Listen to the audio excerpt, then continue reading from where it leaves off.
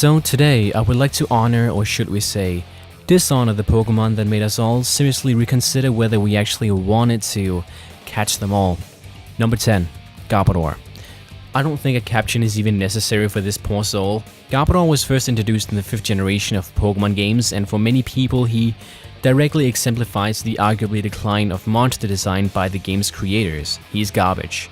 I've been over this 100 times, and I just feel like he also needs to be on this list. I mean, he is a very potential candidate, and not only is he or she potentially unearthly hideous, possessing cigarette butts for fingers and pulsating trash as disturbing pigtail buns, Garbodor is also just a bad Pokemon. He is not a bad Pokemon on paper, or as you might say, competitively. Nevertheless, I used him on my own team and I really tried to love him, but he is truly garbage. Sorry Garbodor, I hope the PC deposit box is comfortable.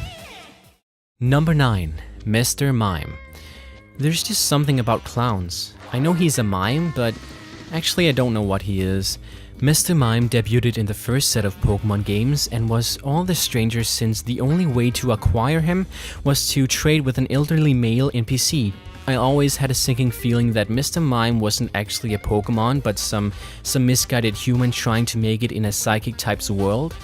He's actually pretty good, but so is Alakazam. In later games, the developers added a baby version of Mr. Mime in a possible attempt to make him cuter.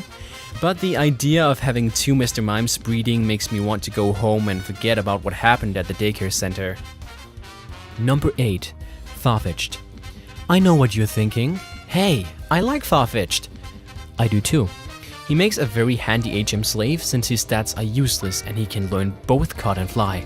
Apparently he's also very delicious. His Pokédex entry reads, Farfetch'd, a wild dog Pokemon. Farfetch'd makes a delicious meal, especially when cooked with leek. Because of this, Farfetch'd is nearly extinct.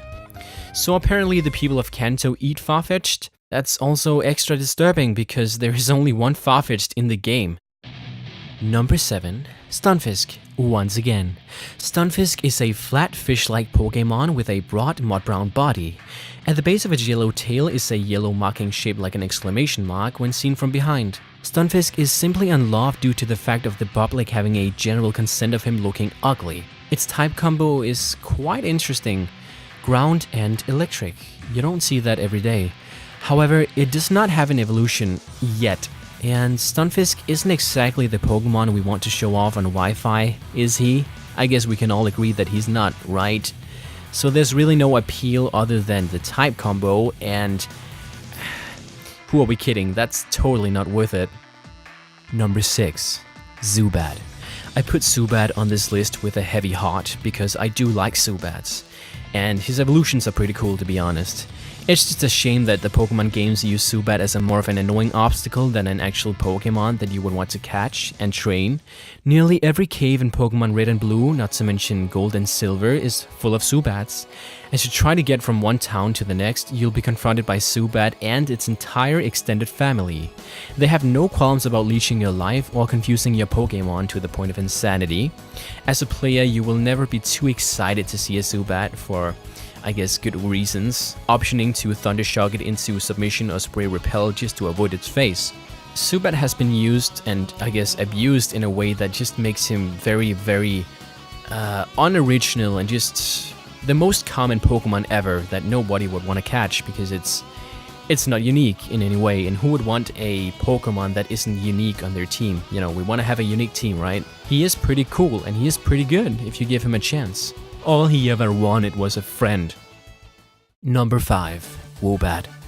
I honestly don't even know where to start with Woobat. It's everything bad about Zubat but with a pig's nose and bad teeth. Or should I say tooth? Honestly, who made this? Woobat is hideous, has completely bogus stats and will only evolve with a high enough friendship. Let's save Woobat the humiliation and simply run away. See you later, Woobat! Number 4. Weezing. What starts off as a happy-go-lucky ball of poisonous gas turns into a pair of conjoined twins who are eternally unhappy. At level 35, Coughing decides to try its hand at asexual budding, and thus Weezing is spawned.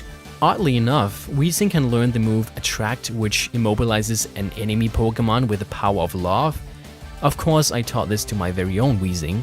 The battle scenario where a female Raticate can't attack Weezing because it's deeply in love is one I recommend not passing up. Number 3. Jinx. Jinx and Mr. Mime share the similar problem of being creepily human. I think it's safe to say that Jinx made every first-time Pokemon player a bit uncomfortable. Let's just leave it at that. I still have nightmares about his lovely kiss. Yuck. Number 2. Unknown. Unknown is a flat, thin Pokemon shaped like an eye with appendages that make it resemble a letter or a punctuation mark. It is entirely black. Almost. I've never actually seen anyone use Unknown regularly as an accepted party Pokemon, which doesn't really surprise me.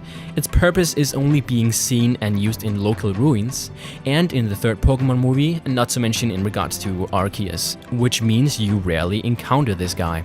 Unless you live inside the movie and the games, which I totally don't doubt. And if you coincidentally do, you either not get subconscious or run away. Number 1. Loftisk. Loftisk gets the number 1 spot because it attempts to embody love itself but receives absolutely none. It's quite sad actually, because Loftisk is a fish that's shaped like a heart. There's a good chance you've never seen this Pokemon before, and that's because no one likes Loftisk. So congrats Loftisk, you are the most unloved Pokemon of all time.